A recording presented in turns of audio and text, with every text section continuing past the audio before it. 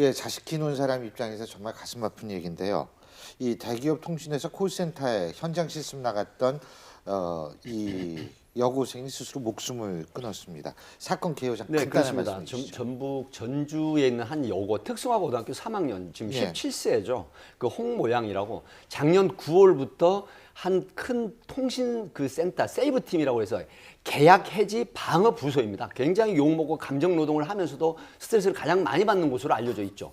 그런데 여기에 근무했던 홍모양이 결국은 1월 22일 날 마지막으로 친구에게 죽어버리겠다라는 메시지를 전달한 후에 집에서 신고를 하고 경찰이 수색을 해보니까 23일 날 전주 시내에 있는 저수지에서 시신으로 발견이 된 그런 상태인데, 수사를 해보니까 바로 이 감정 노동이라든가 엄청난 스트레스, 그다음에 해지 방어 이런 걸 그 실적에 대한 어떤 스트레스 때문에 결국은 예. 극단적인 선택을 한 걸로 드러나면서 이게 뒤늦게 알려지면서 굉장히 요동치는 그런 뉴스로 지금 뜨고 있습니다. 지금 팀장님이 말씀해 주신 거는 이제 주로 홍량의 부모들의 주장입니다. 그리고 노동계도 역시 주장을 하는 거죠. 근무 과정의 실적 압박 너무 심하게 준 것 아니냐. 하지만 사측은 그런 것이 없다라고 대립하고 있습니다. 관련 영상 보고 얘기 계속 나눠보죠.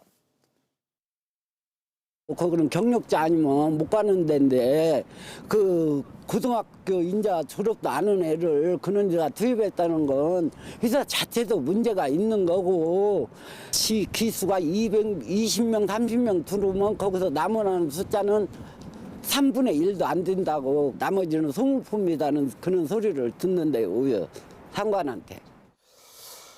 예, 근데 이제 사측의 입장은 뭐냐면 면담 과정이 수차례 있었고 그 면담에서 이 숨진 여학생이 힘들다고 말하지 않았다. 지금 이런 논리거든요. 그러니까요. 사측에서는 그렇게 주장을 하는데 네. 또 한 가지 우리가 봐야 될 게 2년 전에 같은 부서에서 근무했던 30대 직원이 자살을 한 사건이 있었어요. 그러니까 그때 당시도 인과관계를 못 밝힌 그렇죠. 못 모양이에요. 밝혔죠. 예. 그러니까 그때 당시에 그 부당한 노동행위나 수당 미지급이 있었다고 하는 유서를 남겨놓고 자살을 했는데, 물론 인과관계를 못 밝히는 것 같습니다. 예. 그런데 같은 일이 계속 같은 회사에서 반복적으로 일어난다고 하는 것은 뭔가 인과관계가 있다는 걸 추측해 볼 수는 있다고 생각이 됩니다. 왜냐하면 회사 입장에서 그러면 직원들을 상담하는데 직원이 나 못 해먹겠습니다. 나 콜수 다 못 채워서 자살할 수 있습니다. 이렇게 얘기하지는 않지 않겠습니까? 그렇게 얘기하면 회사에서 당연히 쫓겨날 수밖에 없는 상황이고, 그러니까 상담을 했다고 하는 건 회사 입장에서 상담은 결국 회사 측의 주장이 전달될 가능성이 높은 상담이라고 볼 수 없어요. 예를 들면 제3의 중립적인 누군가가 상담을 했다고 하면 상담 내용이 달라질 수도 있다는 거죠. 그러니까 회사에 소속된 누군가가 상담을 했다고 하는 것이 그 상담 내용이 100% 진실로 받아들이기에는 한계가 있다고 생각이 됩니다.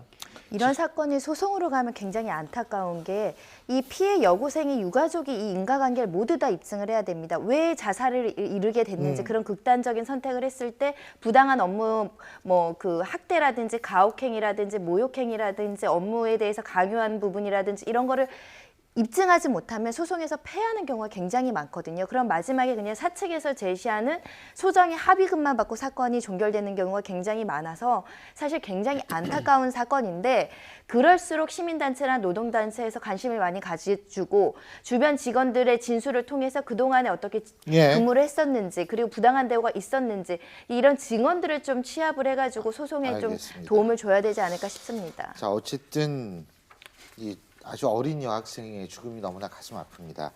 가슴 아픈 만큼 진실이 과연 무엇인지도 저희가 사회적인 관심을 쏟고, 이런 젊은 학생들이 또 다른 이런 죽음을 맞지 않게 만들어야 될 의무가 우리 기성세대에 있는 것 같습니다.